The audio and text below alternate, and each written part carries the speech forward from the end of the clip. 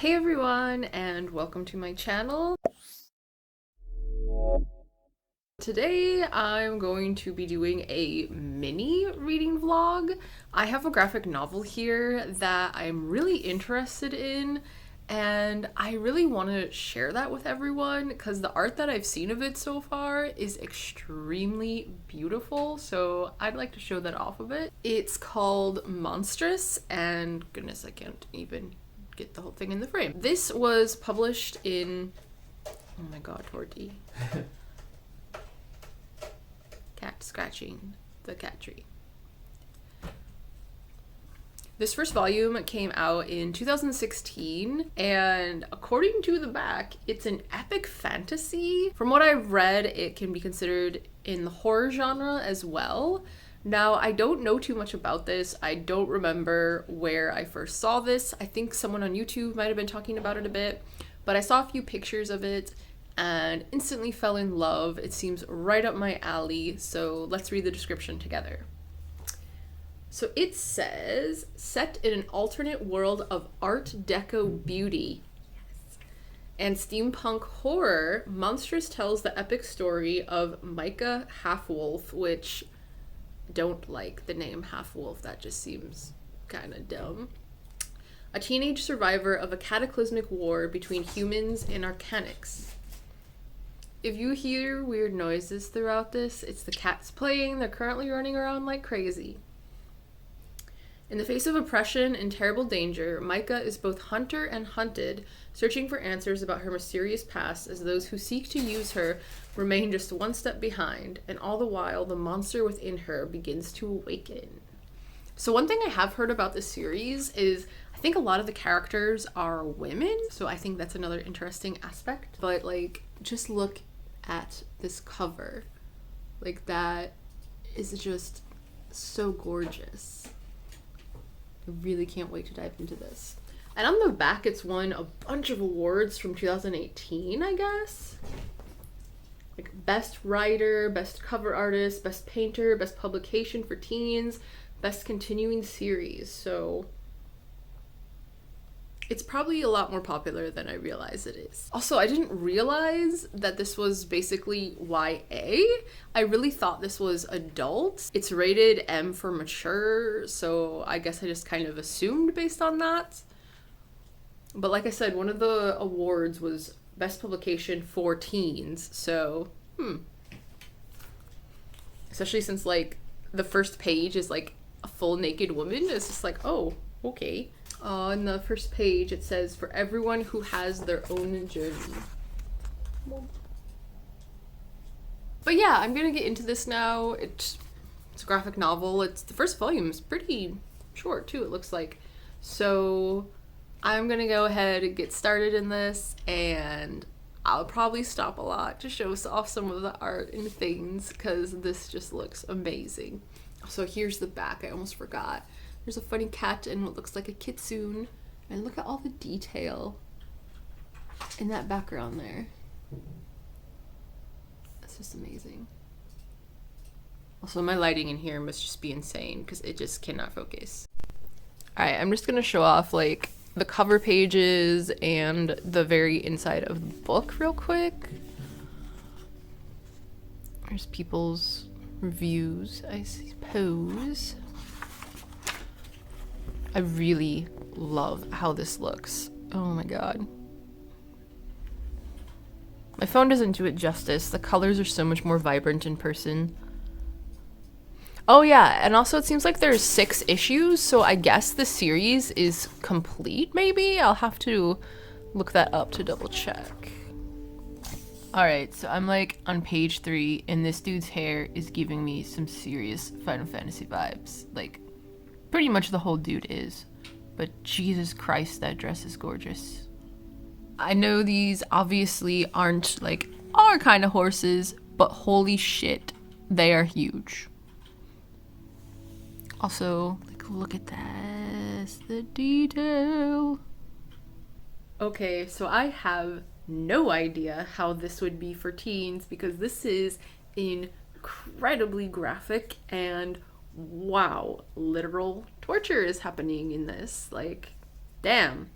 Okay, so this is an incredibly dark story. Right away in the beginning, this chick is like being sold into slavery, and she and the other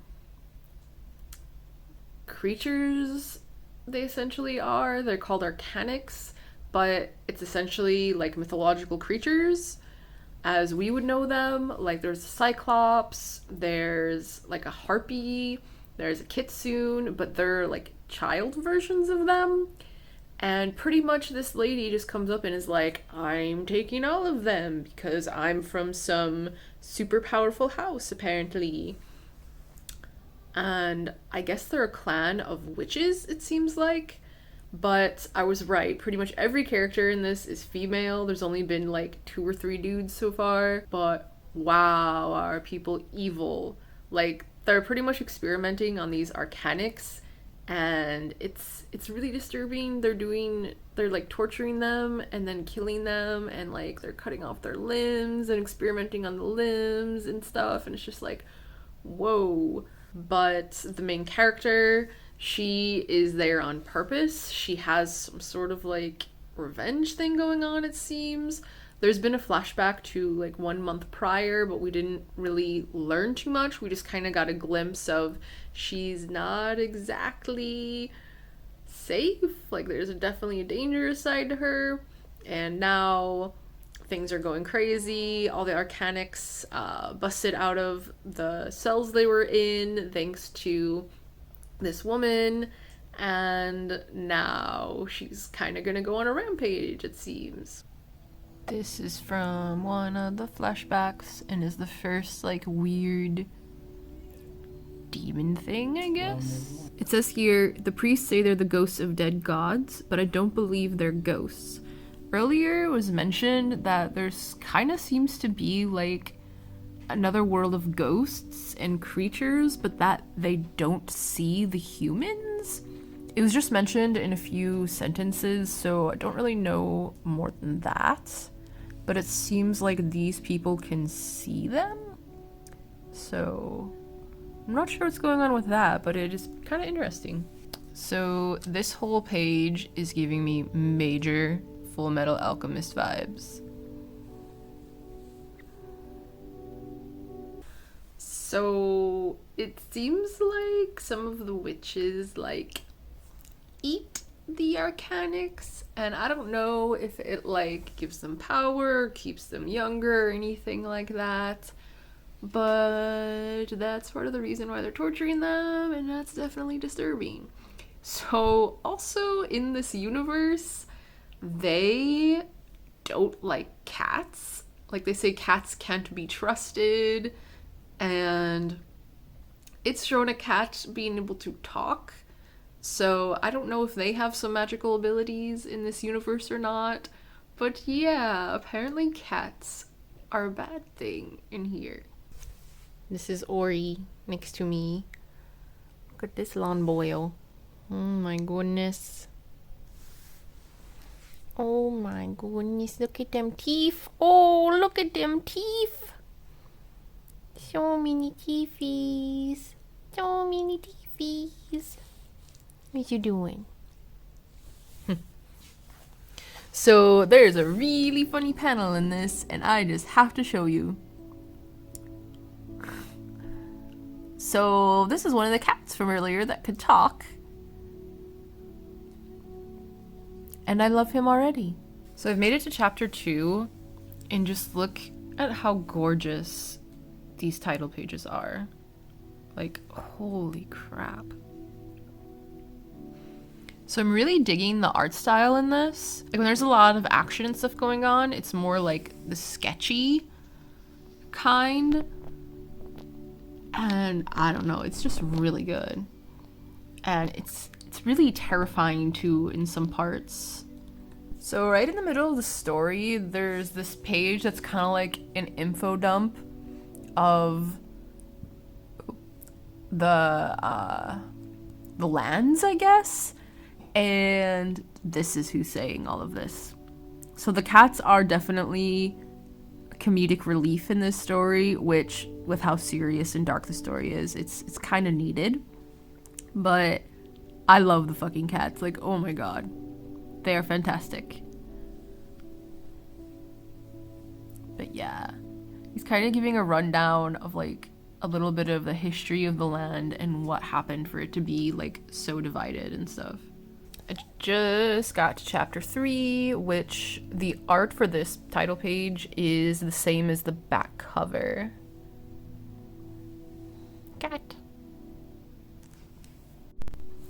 So I'm really digging this kind of Egyptian style imagery that's been shown a few times. Like, this is just fantastic. Like, I couldn't imagine drawing something like this.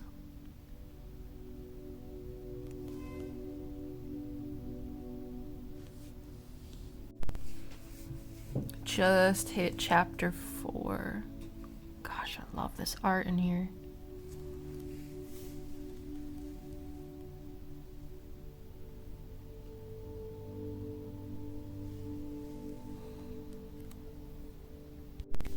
I'm not sure how many chapters there are total, but I'm getting closer to the end, so this is either the last or second to last. I have no idea who that second character is in this picture.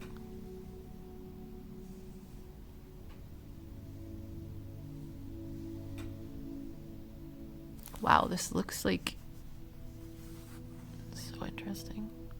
Like, it just looks like it's actually emanating light. Alright, so it looks like this is the last chapter, chapter 6.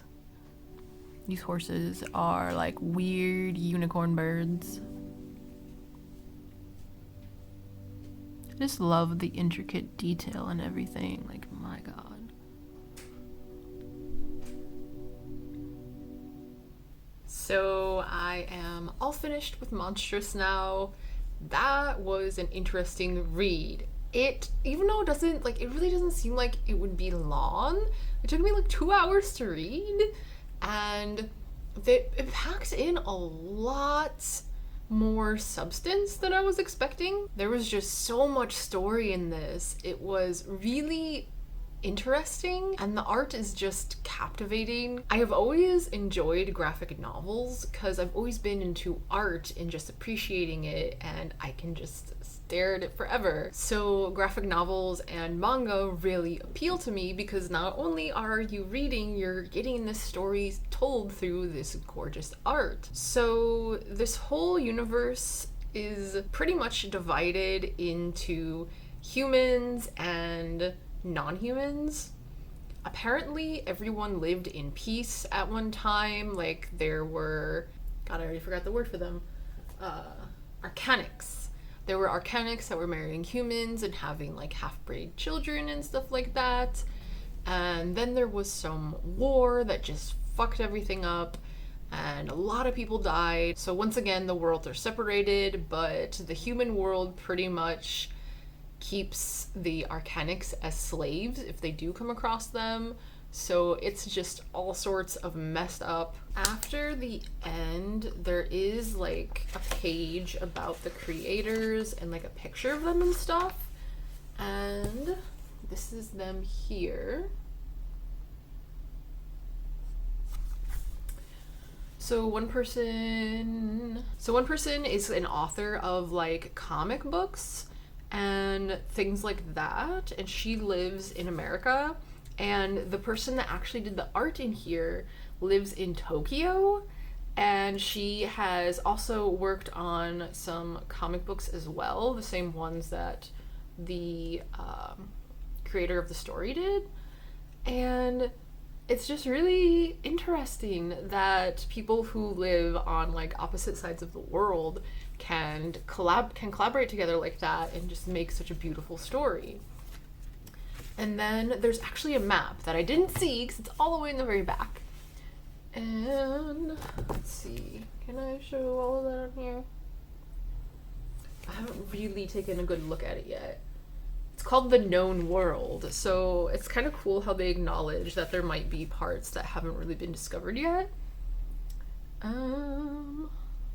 The Dragon Isles, oh god. Grimhaven, the Burned Coast, the Abyssal Sea. This sounds like D&D. But yeah, it kind of shows on this map how there's like a wall in the center.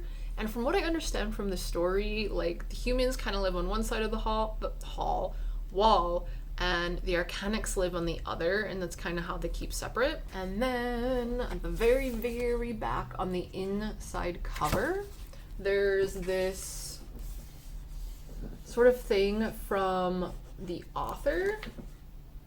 Yeah, it's the author, not the illustrator. And I haven't read it, but I'd like to read it out loud, so we'll read this together. It says, Monstress was more a desire than an idea, an impulse that came over me, something I'd think about in the shower or when I was driving and listening to Janet Jackson on the radio. I had this image in my head of a battered girl standing alone, absolutely furious, and behind her a battlefield that stretched for miles.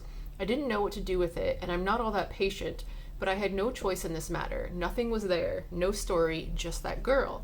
I don't know anything about war, not having lived through one, but my grandparents experienced the devastation of war firsthand in China. In their stories, surviving was more horrifying than dying. Surviving required a desire to live more powerful than any bomb or army, a summoning of superhuman resilience to keep going day after day. Starvation, biological experimentation, rape camps, occupation, colonization. What ravaged Europe during World War II also ravaged China and the rest of Asia, and the victims of this horror had to learn how to first survive, and then survive the surviving. To be Chinese American meant the war loomed upon the history of my world. I grew up hearing my grandparents tell nightmarish stories, heartbreaking too, and also heroic beyond words. What they endured I could scarcely imagine. I thought always, if I could only be as strong as them. My grandparents were Chuchan. I'm a twig in comparison. That's okay. My imagination is strong, and the root of my desire, I finally realized, was to tell a story about what it means to be a survivor. A survivor not just of a cataclysmic war, but of racial conflict and its antecedent, hatred, and to confront the question, how does one whom history has made a monster escape her monstrosity? How does one overcome the monstrousness of others without succumbing to a rising monstrousness within? The image of that furious girl never left me. She followed me from Beijing to Boston and to Japan, where Sana and I first began a collaboration, and where that girl finally began to speak. And here we are, and here you are, and here she is too. Sana and I thank you deeply for partaking in the epic journey of this haunted young woman who believes she's alone, with a war far behind her and another one rising like a monster on the horizon. I like to think my grandparents would have recognized her. Wow, that's really powerful. Holy crap. I'm really glad that they included that in this, because it really just brings so much more depth and understanding to this story and the imagery. Like, that's just amazing. So this is definitely 100% in the horror genre.